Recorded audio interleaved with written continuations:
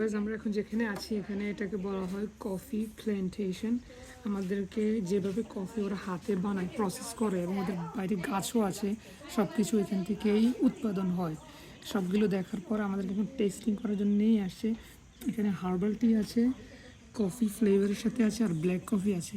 আমি coffee main fan না, black coffee try করি নাই, বাট ফ্লেভারফুল যতগুলো ট্রাই করছি সবগুলোই ভালো, সবগুলাই নিজস্ব একটা টেস্ট আছে এবং অথেন্টিক স্ট্রং একটা স্মেল আসে সবগুলো থেকে।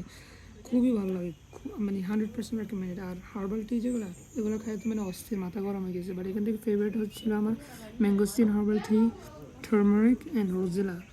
Mind blowing. এবং যার যেটা স্মেল আসলে ভালো লাগে, মানে স্ট্রং।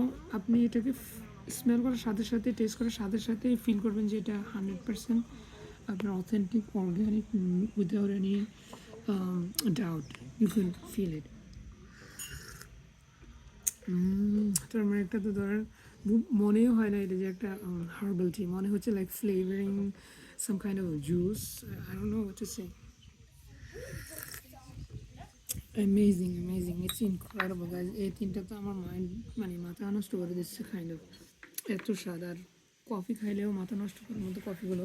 সো অবশ্যই আপনারা যদি বালিতে আসেন আমি এটা রেকমেন্ড করি 100% উইথাউট এনি ডাউট। এখানে আসার পরে যদি আপনি কফির পাগল হন, অবশ্যই কফি ট্রাই করার পরে একটা আপনাকে নিতেই হবে। আর ব্ল্যাক কফি আমার আন্টি পছন্দ করে, আমি আসলে ব্ল্যাক কফি বেশি খাই না। আমি আসলে এমনি কফি খাই না, বাট হার্বাল টি মনে হয় কিনবো। এই তিনটা থেকে একটা বা তিনটা যদি কীভাবে বিক্রি করে আমি দেখবো। But amazing guys, 100% recommended.